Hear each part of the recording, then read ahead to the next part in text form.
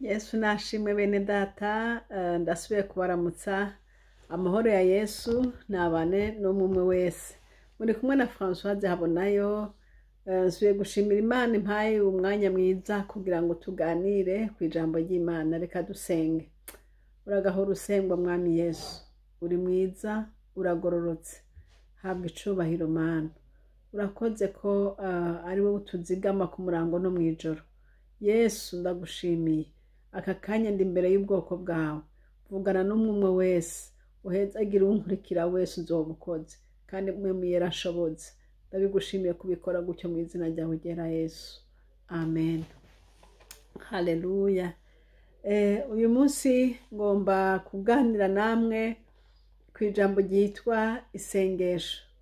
Mwarumvise ko Imana mu ijambo ryayo yaratubwiye ati musabe ico mushaka cose mu izina ryanje nzogikora. Ariko nagiye nsanga hari hahandi hantu Imana igenda ivuga uko umuntu akwiye gusenga. Ninde muntu yumvirizwa iyo asenze? Ninde muntu atumvirizwa iyo asenze?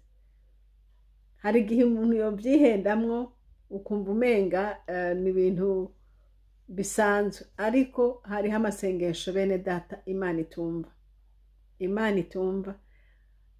Reka turabe ijambo rimwe riri hariya mu gitabo ca Yesaya. Yesaya igice ca mbere hariya ku murongo w'12 duhereho dushitse ku murongo w'15. Ndasoma mu izina rya Yesu Kristo. Haravuga ngo iyo muje kunshengerera ninde aba yababariye gupfa kunkandagirira mu rugo? Ntimukongere kunshikanira amashikanwa ataca amaze. Imibavu nigisesema kuri jewe. Imboneko z'amezi n'amasabato no gukoranya ibikorane. Eka sinshobora kwihanganira amakoraniro y'agahebuza avanze n'ibigabitanye. Uko muziriza imboneko z'amezi n'iminsi mikuru mwashiriweho, umutima wanje uravyanse rwose. Birangoye, ndarambiwe no kuvyihanganira. Kuri 15. Nimwatega amaboko yanyu nzobahisha mu nyonga hanje. Mbere naho mwosenga amasengesho menshi sinzokumviriza. Amaboko yanyu yuzuye ko ibitenga by'amaraso. Nshuti bene data, ijambo ry'Imana ni ijambo ry'Imana koko, kandi ritandukanye n'ijambo ry'umwana w'umuntu. Ntibyoroshe kumva umuntu yovuga ngo naho buntakambira sinzokumva, ngo naho bosengesha amasengesho menshi gute sinzokumva. Ndabizi muhora mubona ibikorane byinshi bigirwa, muhora mubona abantu benshi bagira ibiteramo, muhora mubibona. Ariko mbonye ijambo ry'Imana rivuga ngo 15 ngo nimwatega amaboko yanyu nzohisha mu nyonga hanje. Ngo mbere naho mwosenga amasengesho menshi. Hariho abantu bazi gusenga amasengesho menshi, bagakora imisi 40, bagakora imisi 10, imisi 20, imisi ngahe bisonzesheje bari imbere y'Imana basenga. Ariko mbe ndababarira, ijambo ry'Imana rivuze ngo iki? Ngo naho bokora ibyo byose ngo sinzokumviriza. Kubera iki? Ngo amaboko yanyu yuzuye ko ibitenga by'amaraso. Bene data, hari irindi jambo ryavuze ngo abantu bazogenda imbere y'Imana ngo haba ngo mwami ngo mbega ngo ntitwakora ibitangaza mu izina ryawe, ntitwasenga mu izina ryawe, ntitwavugishwa mu izina ryawe. Yesu we ngo azobabarira ngo sinigeze ndabamenya. Icyo rero uyu munsi nje kubabwira ngo niba witwa ngo uri umuntu usenga, niba witwa ngo uri umuntu ukorera Imana, niba uko witwa kose ntawe ukubuje kubyitwa, ariko nje kukuburira ngo ahubwo banza usuzume ingeso zawe, banza usuzume ingeso zawe, banza urabe ingene ugenda imbere y'Imana. Ntiwinyegeze mu gusenga kandi uri umunyamakosa, ntiwinyegeze mu gusenga kandi uri umupagani yuzuye, ntiwinyegeze gusenga ku murango kandi mwijoro wirirwa urica abantu, mwijoro wirirwa mu nama zitarizo. Ntiwinyegeze mu gusenga. Imana yarabihinyuye, Imana yarabibonye, ariko Imana ishimwe abantu nkanje nkawe ntitwomenya ngo naka na naka bameze uko. Oya, nico gituma ijambo ry'Imana ryo twirabiramwo, kuko imbere y'Imana Data ariho tuboneka ko tugororotse, ariho tuboneka ko twemewe canke tutemewe. Aha tubonye ijambo rikomeye cyane, ngo iyo muje kunshengerera ninde aba yababariye gupfa kunkandagirira mu rugo.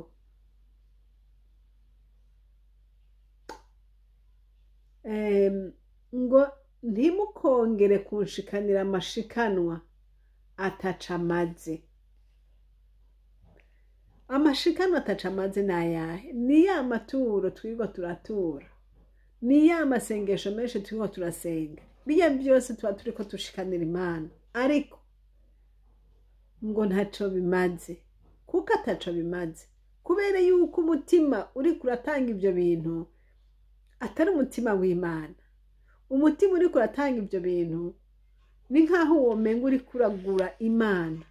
Hari abantu bashobora kwiyumvira ko Imana igugwa, ngo ninatanga ishikanwa ryinshi Imana izondaba, ngo ninakora ibikorwa byinshi bimeze uku nkaja kuraba ngwaye nkagirane Imana izomparira bya bindi byose nakoze. Oya nshuti, ntugacurike ibintu, ahubwo je imbere y'Imana wihane n'umutima uciye bugufi, n'umutima ugomba kureka icaha. Hari abantu umuntu abesha, akabesha Imana ku munwa, akabesha agahagarara hajya akagenda ngo agiye kwihana, kandi azi neza mu mutima yuko ibyo bintu harimo atazobireka, azi neza mu mutima yuko ariko arigirisha. Reka ndakubwire mwene data nkunda, hindukira, warazimiye kuko utamenye uko inzu y'Imana bayigendamo. Inzu y'Imana bayigendamo gute? Inzu y'Imana bayigenda mu kwicisha bugufi no kugira ubusabane, relation nziza na Data wa twese wo mwijuru. Inzu y'Imana bayigenda bakorera Imana bafise amaboko yera, atari amaboko ajejeta amaraso. Bakorera Imana bafise amaboko yera, nukuvuga iki? Bakorera Imana bafise imitima itanduye. Umeze ute wewe? Mbega uri mu nzira y'Imana canke uri umupagani yambaye izina ry'Imana? Hari abandi bagendera mu busambanyi binyegeje, akaba umuntu avuga Imana mugabo afise abagore 2 3. Mwene data, enda reka kwibesha kuko uri kuratakaza umwanya. Ngo ayo masengesho yose usenga Data ntaguma no kukumva na gato, ariko nagomba nkubarire, uratera bikera, uracuruza bikemera, urisiga amavuta akagufata. Ibyo byose n'abapagani uhora habi bakorera uko nyene, niko bimeze. Kuko ngo Imana yatsa izuba ku babi n'abeza, Imana igwisha imvura mu mirima y'ababi n'imirima y'abeza. Imana kugufasha ukabahuka ukamererwa neza, ibyo ntibisa bisana nuko ari ukugororotse, kandi ntibisa bisana ngo nuko ngo wasenze menshi. Ahubwo imbabazi z'Imana n'urukundo rw'Imana nibyo bituma igufunika ugasa nk'ukusa, abantu ntibasobanukirwe ibyawe. Ariko nagira nkubwire ngo iri jambo ry'Imana ryo muri Yesaya igice ca mbere ku murongo w'15 uhera ku murongo w'12 ushitse kuri 15 ubisome gusa urabe. Bavuga ngo abantu bashikanira Imana ngo ntimukongere ngo kuko ibyo ngo uhoraho ntibimushimisha. Ahubwo icyo Imana ishaka, tanga umutima wawe. Nutanga umutima wawe, naho uzotanga kandi kantu gatonya gusa, Imana ibyo izovyakira. Kuko Imana iraba umutima utanze. Haleluya. Iraba amaboko atanze. Imana iraba ukusa, ukuri. Rero nasanze Satani nawe n'umujanja, Satani n'umusuma n'umunyoni. Ariko arakwiba ibintu byawe akumvisha ngo genda utange mu nzu y'Imana, ngo genda utange, ngo genda ukore uku, ngo niho uhezagirwa. Arakubesha. Kuko tusomye ijambo ry'Imana ngo Imana ntivyakira ibyo bintu. Ntivyakira. None uri kukorera iki nimba Imana itavyakira? Satani akubesha ngo genda usenge, ngo genda usenge. Aho ubonye ibikwane byose wiruka, aho ubonye amasengesho wiruka, aho ubonye ibyo bigumarira iki? Data ntanakumva. Ariko icyo yifuza n'umutima wawe. Ese yaba wagenda ukavuga uti ngiye kwihana, ngiye kurondera umukozi w'Imana, ndamudondera ibyanja nsengera Imana, ngiye Data ndagomba Yesu, ndagomba ntabara Yesu, ntabara. Uwo mutima wihana niwe Data ashaka. Ibyo bindi byose ubanza ubireke. Ariko ibindi byose uze kubikora wamaze gukora l'essentiel. Ni nk'umuntu tuvuge agenda gukora akazi, akagenda gukora akazi kandi atiyandikishije mu bakozi, bataguhaye akazi, ukamutonda hamwe n'abandi ariko utari kuri liste y'abakozi. Nihagera guhembwa, mbese wowe uzohamagagwa? Wapi? Kandi warakoze ariko ntuzohamagagwa. Kuko utanditswe. Imana rero bene Data idufashe. Nawe nshuti yanje uri kurankurikira kwari kugukebura gusa, kuko mbona ufise umwete mwinshi wo gukorera Imana, kandi ukagira n'umwete mwinshi wo kuba umupagani. None ibyo bintu bikorera iki? Mbese winyegeza abantu bo kugira ntubundi bwo? Oya, hindukirira Imana nshuti yanje. Nibyo nari nshatse kukubarira gusa, ngo uhindukirira Imana, kuko ibyo urimwo ntaho bizogushikana, nta nico bimaze. Ahubwo Satani ariko arakwiba. Akwiba umwanya wawe ngo uriko urasenga, akwiba ibyo ufise ngo uriko uratanga amaturo, akwiba ibyo byose ngo uriko urakora ibintu binezereza Imana, ngo uriko urafata umwanya ngo uriko ugende gusura abagwayi, ngo uriko uragirane. Wowe uriko urakora ibiki? Ngo Data ntanabibona, ntanavyumva, ntanabishaka no kubibona. Kubera iki? Kubera umutima wawe, kubera ibyo ugenderamo, kubera yuko abona yuko ukora ivyera ariko nturuwera. Imana igutabare. Winyegeza mu ijambo ry'Imana ariko umunyabyaha ruhembwa.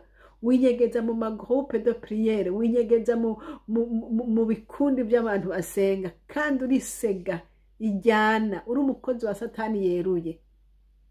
Nagira ngo barire ngo winyegeje kera ariko harageze ko wohindukira, kuko Data yarabibonye. Somera ijambo ryo muri Yesaya igice ca mbere 12 gushika kuri 15. Imana Data igutabare, igufashe. Niri jambo nagomba kubona ngo ntimukongere, kandi ngo nimwasengesha menshi, nimwakora ibikorane bingana gute, Data ntarimwo. Ariko nagomba kukubarira ngo nijyara zobamo, nigihe uzotanga umutima wawe ubwa mbere, ukihana, ukagira imigambi yo kuba mu Mana no gukorera Imana no kugendera mu Mana. Aho umwami Imana azoza mu bande. Imana ishimwe. Reka duhereze kurindi jambo ryo muri Zaburi. Ni ijambo muzi, Zaburi 50, hariya ku murongo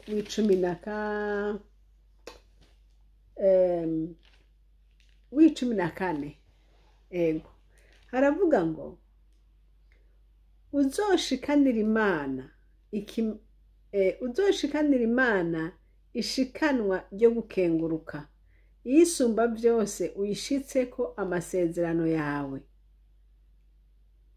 16. Ariko umunyakibi Imana iramubaza iti, wiruhiriza iki kubarira abandi amabwirizwa yanje, ugashira isezerano ryanje mu kanwa kawe? Ko wanka gutozwa indero, ugashiburira amajambo yanje inyuma yawe? Wiruhiriza iki? Ngo ko wanka gutozwa indero, ugashiburira amajambo yanje inyuma yawe. Hari abantu bashiburira amajambo y'Imana inyuma yabo. Ijambo rivuze ngo ntugasambane, ahubwo kamenga bamutumye gufata uburyo bwose bwo gusambana. Ijambo ryamubwiye ngo ntukaboregwe, ukamenga ahubwo bamwigishije ngo genda urondere na bya bindi. Ijambo ryamubwiye ngo musenge ubudasiba, ahubwo ukamenga bamubwiye ngo ntugapfe uvuze izina ry'Imana yawe mu nariko ndavuga rero yuko hariho abantu banka ijambo ry'Imana bagakora ibinyuranye n'ivy'Imana igomba. Imana ivuze, ijambo ry'Imana rivuze riti ntugakore iki, ntugasambane, ntugakore biriya na biriya. Ariko Satani agaca akora nk'aho umuntu agomba gupinga Bibiliya, agomba gupinga ijambo ry'Imana ico rivuga. Ugasanga rero umuntu yihaye kugenda akora ibinyuranye n'ivy'Imana ishaka. Bene data, ibyo ntibikabe mu ngeso zawe, ntibikabe no mu ngeso zanje, kuko tweho twihaye gukunda Kristo, kandi sinatwebwe twabyihaye, ni Yesu yabidushizemwo, turamushimiye cyane. Rero Yesaya abivuga neza, avuga ati abantu bakora ibibi bakagendera mu ngeso zitarizo bakwiye guhindukira. Imana yamuvugishije Imana yamuvugishije amajambo akomeye cyane, ati muhindukire muve mu bibi byanyu. Ku murongo hariya Yesaya igice ca mbere, tugiye ku murongo wa 16, haravuga ngo nimwiyuhagire, mwitunganye, mukureho ibibi byo mu bikorwa byanyu, bive mu nyonga zanje, mureke gukora ibibi. Imana ishimwe. Ngo mwige gukora neza, murondere guca imanza zibereye, mutabara abahahazwa, mucire urubanza impfuvyi, muburanira abapfakazi. Yesu nahabwa icubahiro. Bene data, Imana irazi yuko abapfakazi bakunda kubonerwa cyane. Abantu bakababonera, abantu bakabakengera, abantu bakabafata uko batari. Ariko Imana ivuga ati, yewe wa muntu wige gukora ibyiza, muburanira abapfakazi, mubabara impfuvyi. Mwana w'imfuvyi yama iminsi yose akenera umuntu wo kumuba hafi, wo kumubera nyina, wo kumubera se. Akamubaza ati, mbega waraye gute, bimeze gute, kw'ishure bigenda gute? Nka kwa kuri nyene muvyeyi yo mubajije, nawe aca yumva ko afise uwundi muntu amwitwararitse canke amubabaye. Imana ishimwe. Imana iragomba ko tuja mu kibanza c'abo bose, abo bose bakeneye ubufasha mu buryo bumwe canke mu bundi.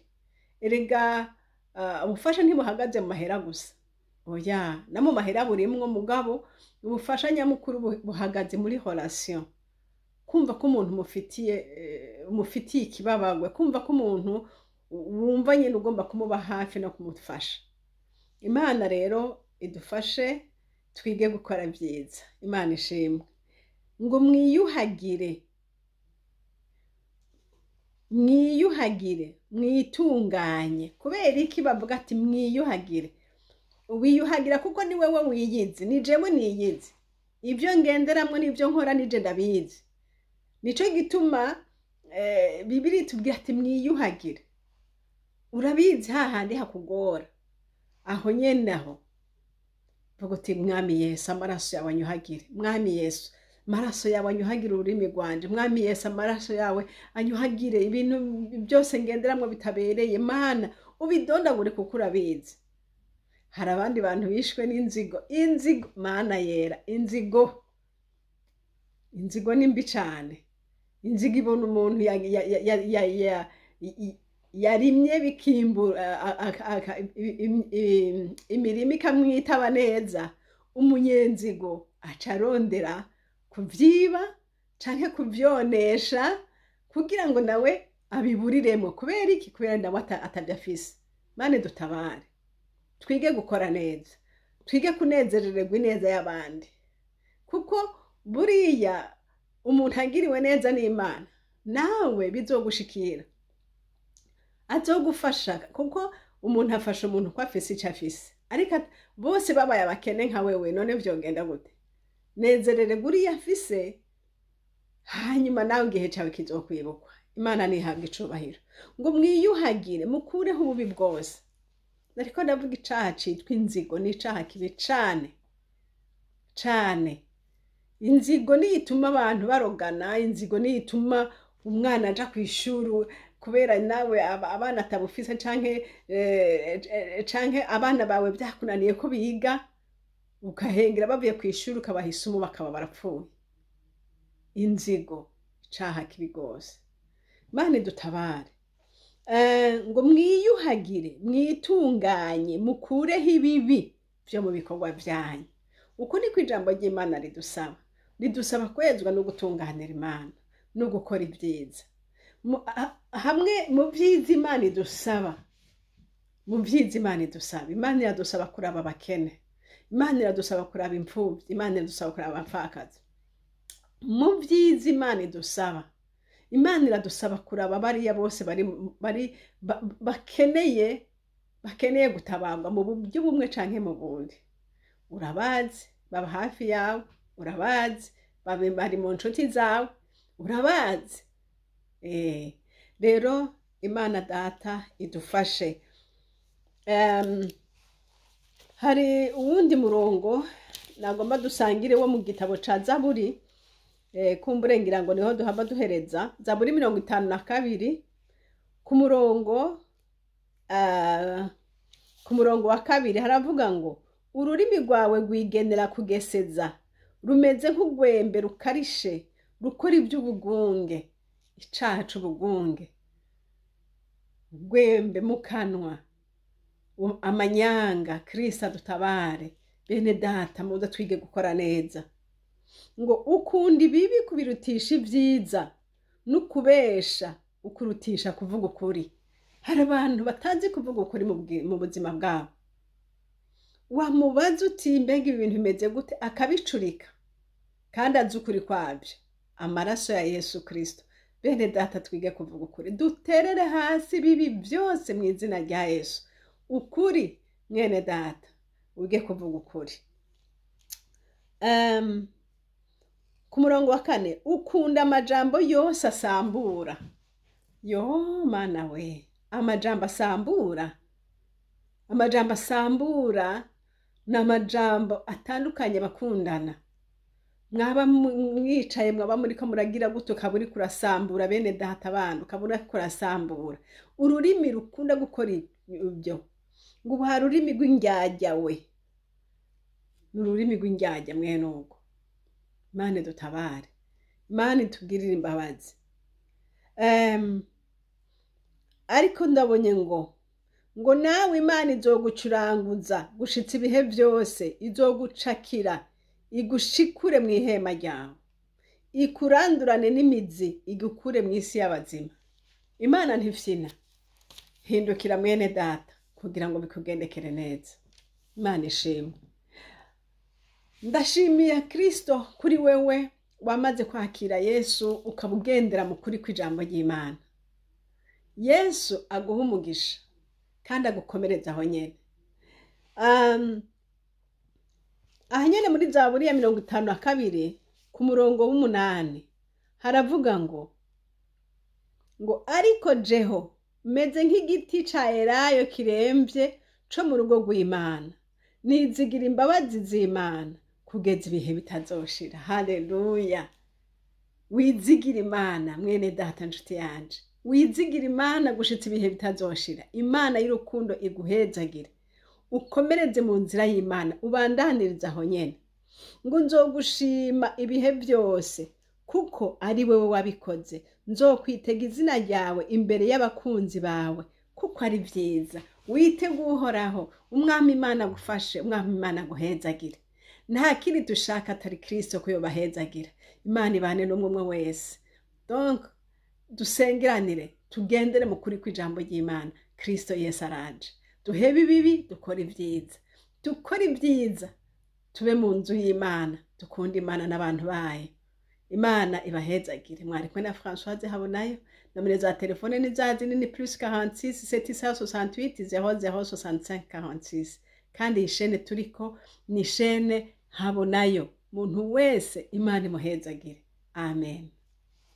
Data ndagushimiye ko ijambo ufashe bene data, muntu wese agendere mu kuri kwawe, muntu wese ate ibibi akora ibyiza, kuko nivyo tugomba ko Yesu. Urakoze kugomba ko duhindukira tukaba abantu bakunda ibyiza, tukaba abantu bafasha abandi, tukaba abantu basenga bivuye mu mutima utunganye, atari gusenga nk'agakuku, ariko dusenge dufise imitima itatwagiriza ibibi. Mana ndagushima kuba ibyumvise, ni mu izina ryawe ryera Yesu. Amen. Haleluya. Mwari kumwe na Françoise Habonayo. Ishene rero turiko ni ishene Habonayo. Imana ibahezagire mwese.